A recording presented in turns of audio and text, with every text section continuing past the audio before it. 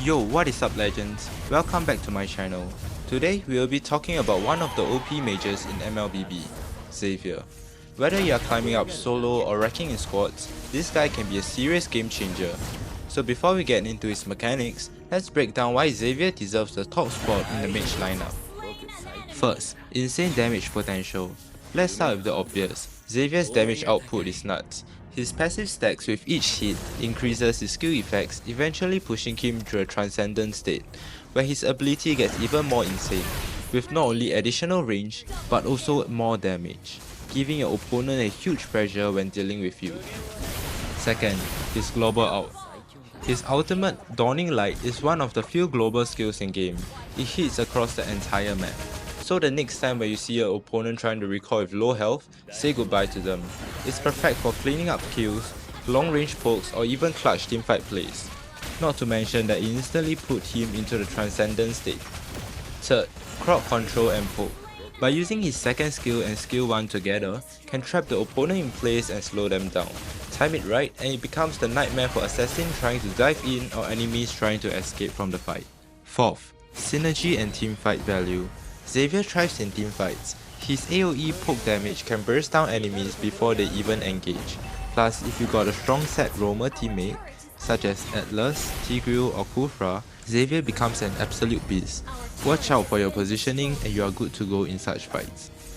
So next up, when should you pick Xavier in games? Despite having a speed up from second skill, Xavier lacks mobility after all. He often becomes an easy target of highly mobile assassins such as Lancelot, Hayabusa or Link. Escaping from them can be hard, so avoid picking Xavier in such cases. On the other hand, pick Xavier when the opponent team has low mobility or predictable movement. Things like Roam Tigreal, EXP Terizla or Mage Fasa who can't deep dive. This matchup allows you to poke safely and scale up fast enough. So now let's move on to the mechanics of this hero. Tip number 1. Avoid using skill 2 followed by skill 1. As we all know, Xavier's skill 2 is able to stun the opponent when paired with the first skill. This grants the opponent a longer reaction time, allowing them to have a higher chance of escaping from your stun. Instead, try using skill 1 followed by skill 2 to stun them at a faster time. Tip number 2. Stacking of passive. When Xavier hits his skill on the enemy hero, he gains 1 stack of passive. Using skill 1 and skill 2 combo can instantly get him full passive stacks, allowing him to enter the transcendent state. In this state, his skill reduces in cooldown and also deal higher damage with a wider range. So always try to stack your passive before engaging in a fight. Here's a secret tip that many players do not know about. You can actually stack your passive on the Lord and Turtle as well. But if you didn't manage to stack up your passive before the fight, try using your ultimate first to activate your passive. Tip number 3. The Ghostly Ultimate. When using Xavier's ult, there is usually an animation with a dawning light ball between the trail. This gives the opponent time to react when they will receive the damage.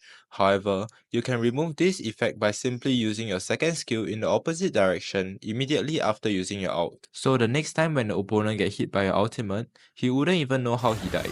So miserable, right? But yeah, that's the end to today's Xavier's guide.